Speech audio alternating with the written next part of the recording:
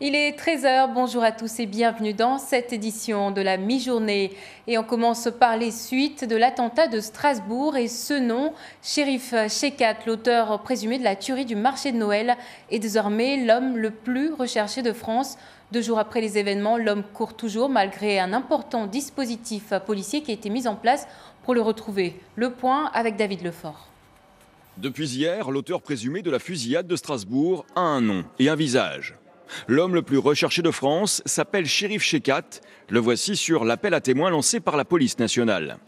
Selon le gouvernement, 720 personnes sont engagées dans sa traque. Cherif Chekhat reste introuvable depuis sa dernière altercation avec une patrouille de police mardi soir dans le quartier de Neudorf, au sud de Strasbourg. Un quartier quadrillé depuis pour interdire aux fuyards d'y trouver de l'aide. C'est d'autant plus facile pour lui de se cacher. Vous avez le Neudorf qui est juste à ma droite. Il faut savoir que c'est quelques milliers d'habitants. C'est une grande famille qui connaît du monde, il y a des relations. À l'ouest de la ville, le quartier des Poteries, où vivait l'assaillant, est lui aussi sous surveillance policière. Les enquêteurs n'excluent pas cependant que Cherif Chekhat ait quitté la France dès les premières heures de sa cavale. Les jours précédents, d'après la RD, la chaîne publique allemande, Chekhat aurait joint à plusieurs reprises un portable outre-Rhin. Les points de passage routier à la frontière sont filtrés, même dispositif aux entrées de Strasbourg, dans le centre historique et aux abords des gares routières et ferroviaires. Et c'est une autre affaire liée au terrorisme qui a donné lieu à l'interpellation d'un jeune homme fiché S dans le quartier de Manzassoa, à Mtsapéré. C'était aussi ce mardi. Ce Mahorais qui a vécu une partie de sa vie dans le sud de la France doit être entendu dans le cadre de l'enquête sur les attentats de Trèbes et de Carcassonne survenus en mars dernier. Ils avaient coûté la vie à 4 personnes. Et au lendemain de l'interpellation, Aurélien Février et Yasmine Jaffar sont retournés dans ce quartier où désormais chacun s'interroge sur celui qu'on appelle Monaco. Regardez. Manzassoa, c'est ici qu'une vingtaine de policiers est venue interpeller à Kidali sur commission rogatoire du juge d'instruction en charge de l'enquête. Le jeune homme habite derrière cette porte violette depuis peu avec sa femme et ses 2 enfants. La personne interpellée, c'est mon beau-fils. Il habitait ici gratuitement, on l'a aidé à trouver un logement parce qu'il ne travaillait pas. Il est marié avec ma nièce, ils ont des enfants, on ne pouvait pas le laisser dehors. Hamadi Kamardine se rappelle que ce n'est pas la première fois que le mari de sa nièce est interpellé.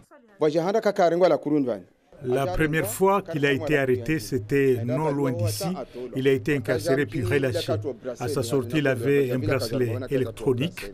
Ce que j'ai entendu, c'est qu'il est impliqué dans une affaire de terrorisme en métropole. Je ne sais rien de plus. Une voisine qui vit juste au-dessus dresse, elle, le portrait de quelqu'un de très discret. C'est une personne sans histoire, qui ne fait pas grand bruit. Quand on le croise, il est indifférent. Parfois, il lui arrive de dire bonjour et aussitôt, il baisse les yeux. Même son de cloche à la mosquée qu'il fréquente, rares sont ceux qui veulent parler de lui. Doudou est le seul à accepter. Les 2 hommes ont travaillé ensemble pendant 3 mois sur un chantier. Ce que je connais de lui, toutes ces discussions tournaient autour du travail, de la santé, d'être en bonne forme. Il était anti-alcool, anti-drogue parce que ça détruit la santé, par exemple, ça détruit l'esprit. Il a été directement placé en garde à vue. Elle peut durer jusqu'à 96 heures avant qu'il ne soit, pourquoi pas, transféré vers l'Hexagone. Tout autre sujet maintenant avec cette problématique qui touche Mayotte de plein fouet, l'indivision successorale. En effet, les problèmes de partage, notamment fonciers entre héritiers, sont à l'origine de nombreux blocages sur l'île. Pour aider les familles, une proposition de loi vient d'être adoptée à l'unanimité par l'Assemblée nationale. Elle vise notamment à faciliter la sortie de l'indivision successorale en Outre-mer et relancer la construction de logements. Pour Serge Letchimy qui a porté le dossier, ce texte est la première loi de différenciation telle que voulue par Emmanuel Macron, c'est-à-dire une loi qui prend en compte les réalités propres à chaque territoire. Michael Bastide et Massimo Bulgarelli. En Martinique comme en Guadeloupe, la problématique de l'indivision successorale paralyse en moyenne 45% du foncier. Le texte de loi présenté par Serge Letchimy, adopté à l'unanimité par les députés en 2e lecture, a pour objectif de faciliter la sortie de l'indivision. Il permet de déroger à la règle de l'unanimité et donc autorise le ou les indivisaires titulaires de 51% des droits de disposer du bien dans un délai rapide. Alors, ce texte n'est pas fait seulement pour pouvoir relancer une politique immobilière, parce que je ne souhaite pas du tout que mon texte soit dans la spéculation immobilière. Ça permettra certainement d'aller plus vite, mais c'est surtout la reprise en main et la restauration de notre patrimoine. Et ça peut aussi avoir des conséquences, ça devrait avoir des conséquences sur le plan de la dynamique économique. Parce que la restauration des cœurs de ville, des bourgs dans nos communes, Martinique, Guadeloupe, Guyane, etc., ça passe par une réappropriation de l'immobilier abandonné. Autre point fort de ce texte, l'annulation des droits de partage de 2,5% appliqués jusque-là lors d'une rupture d'indivision. Nous avons pu obtenir que ce soit levé et ainsi, j'ai bon espoir que dans les 10 ans à venir, eh bien, que les terres de nos ancêtres, la terre de ceux qui effectivement ont peuplé depuis longtemps nos territoires, puissent revenir à nos enfants, à nos petits-enfants. Ainsi, ils pourront, par exemple, utiliser cette terre pour construire leur maison, pouvoir hypothéquer, obtenir un prêt. Ça n'était pas le cas auparavant. Je suis fier que pour une fois, et je regarde mon collègue Serge Letchimy dans les yeux, et je lui dis très amicalement, je suis fier de constater, d'observer que pour une fois, l'indivision ne nous aura pas divisés. Tous sont d'accord pour dire qu'il s'agit là d'une avancée majeure pour permettre aux familles de sortir de difficultés considérables et pour relancer la politique du logement en Outre-mer. En Guadeloupe, près de 10 000 dossiers de biens privés d'indivision sont en souffrance. Dans le domaine de la santé maintenant, nous vous l'annoncions dans nos précédentes éditions, la rougeole est de retour à Mayotte. L'information a été donnée en début de semaine par l'Agence régionale de santé océan Indien. Depuis le 16 novembre, 2 cas ont été diagnostiqués sur des enfants résidant à Mayotte. Cette maladie extrêmement contagieuse avait disparu du territoire depuis plus de 10 ans. Alors pour éviter une épidémie, voici quelques conseils pour la reconnaître et surtout s'en prémunir. Anastasia Laguera et Youssouf Ahmed Matoir. Il n'y avait pas eu de cas de rougeole déclaré à Mayotte depuis 2009. Les 2 enfants contaminés n'ont pourtant pas quitté l'île. Contrairement aux idées reçues, la maladie est une des plus contagieuses. Un cas peut contaminer entre 15 et 20 personnes. À noter également que la rougeole ne touche pas que les enfants. Un jeune adulte au système immunitaire fragile peut aussi la contracter. Bien que le signe soit un symptôme cutané qui vienne de la peau, la rougeole se transmet par les petites gouttelettes que l'on produit quand on parle ou même quand on éternue. C'est un virus qui est dans ces petites gouttelettes et qui va avoir une transmission respiratoire. Une fois que le virus dans la gouttelette est reçu par une personne qui est au contact, et bien cette personne pourra développer la rougeole. Ce qui est important de savoir aussi, c'est que le virus il reste vivant dans les petites gouttelettes pendant 2 heures. Une fois infecté, il faut attendre entre 10 et 14 jours avant d'en voir les premiers symptômes. Écoulement nasal, fièvre, éruption cutanée. La rougeole peut entraîner des complications neurologiques importantes. En 2018, le seul moyen de s'en protéger reste la vaccination. Il y a 2 doses de vaccin. Les 2 doses sont extrêmement importantes parce qu'on voit qu'un certain nombre de rougeoles se développent chez les gens qui n'ont reçu qu'une seule dose de vaccin.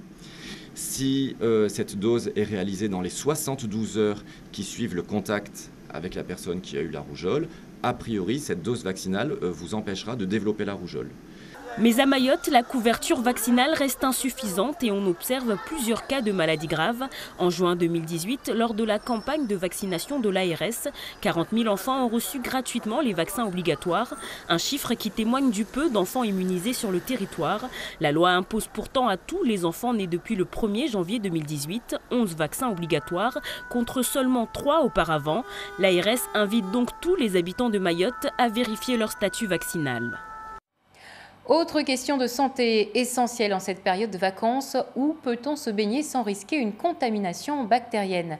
L'ARS Océan Indien, qui assure le contrôle sanitaire des plages déclarées par les mairies comme zone de baignade, vient de sortir son bilan 2017-2018. Et résultat, concernant la qualité de l'eau, 9 plages présentent un niveau qualifié d'excellent, 7 sites ont une qualité de l'eau insuffisante et depuis la saison précédente, 11 sites sont toujours classés dans le rouge. Bibi Mariam Alidi et Zora Abdou Café sont partis inspecter 2 plages, direction Amouro et Mbouanatsa. Amouro fait toujours partie des sites définitivement fermés à la baignade en raison de la mauvaise qualité de l'eau. Et pourtant, sur place, aucun panneau ne l'indique. Cette famille de Tararano, venue faire un petit volet, grillade, a déjà vécu une expérience malheureuse avec cette eau. Un jour, on était là avec mes enfants, on faisait le volet et ils ont allé baigner à la mer et le deuxième jour, ils sont tombés malades. Depuis là, moi, quand on est venu là, on vient juste pour le voler, mais pas pour se baigner. Ils avaient mal partout, la tête, le maux de tête, les articulations. Un peu plus loin dans le sud, même problème pour la plage du 3 Baobab en Bouyanata. Cette plage fait partie des 13 plages interdites à la baignade temporairement. Mais là aussi, rien n'indique cette interdiction. Cette famille venue de Kombani spécialement pour se baigner est choquée d'apprendre la nouvelle. C'est la première fois déjà qu'on vient me dire ça. Et puis généralement, c'est souvent par bouche à oreille qu'on entend que les plages, mais on ne sait jamais pourquoi.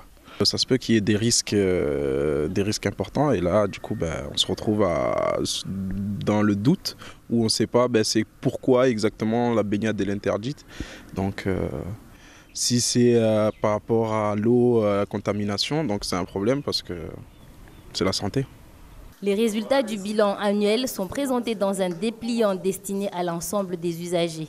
Il sera mis à disposition du public dans les mairies et au niveau des présentoirs touristiques. Ce document rappelle à la définition du contrôle sanitaire, une cartographie du classement et des plages interdites à la baignade ainsi que le rappel des risques liés à une mauvaise qualité de l'eau. Voilà, c'est la fin de cette édition. Merci de nous avoir suivis et je vous donne rendez-vous à 19h pour de nouvelles actualités. À tout à l'heure.